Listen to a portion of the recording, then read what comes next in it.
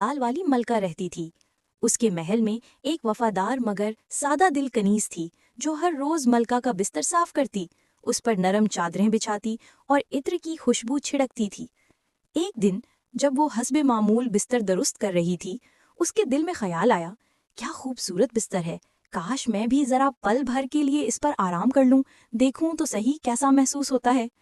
کنیز دن بھر کی تھکن سے نڈھال تھی۔ اس نے آہستگی سے بستر پر سر رکھا اور چند لمحوں میں گہری نیند میں چلی گئی۔ کچھ دیر بعد ملکہ کمرے میں داخل ہوئی۔ اس کی نگاہ جیسے ہی اپنے بستر پر سوئی ہوئی کنیز پر پڑی، اس کا چہرہ غصے سے سرخ ہو گیا۔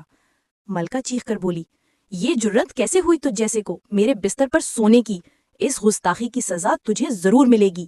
فوراً حکم دیا گیا، اسے 60 کوڑے مارے جائیں۔ کنیز کو کوڑے لگنے لگے۔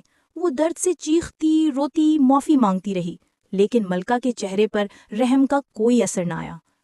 پھر کچھ دیر بعد کنیز کی چیخیں تھم گئیں۔ ملکہ نے دیکھا وہ اب مسکرا رہی ہے۔ حیرت سے بولی، تو ہنس کیوں رہی ہے؟ کیا تجھے درد محسوس نہیں ہوتا؟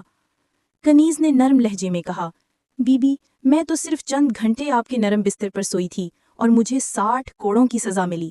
آپ تو روز اسی بستر پر سوتی ہیں، تو جب اوپر والا انصاف کرے گا تو سوچئے آپ کو کتنی سزا ملے گی۔ یہ سن کر ملکہ کے دل پر جیسے بجلی گر گئی۔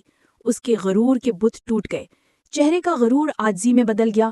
وہ خاموش کھڑی رہی، آنکھوں سے آنسو بہہ نکلے۔ یہ خبر محل سے نکل کر بادشاہ سلامت تک پہنچی۔ جب بادشاہ نے یہ واقعہ سنا تو اس کے دل میں بھی ایک لرزہ طاری ہو گیا۔ اس نے سوچا، اگر ایک لمحے کا غرور انسان کو اندھا کر دیتا ہے تو ہمیں اپنے رب سے تعلق کو اور مضبوط کرنا چاہیے۔ یوں ملکہ اور بادشاہ دونوں نے اپنے دلوں کو جھکا دیا اور توبہ کرتے ہوئے کہا، اصل بادشاہت تو اللہ کی ہے، ہم تو صرف اس کے بندے ہیں۔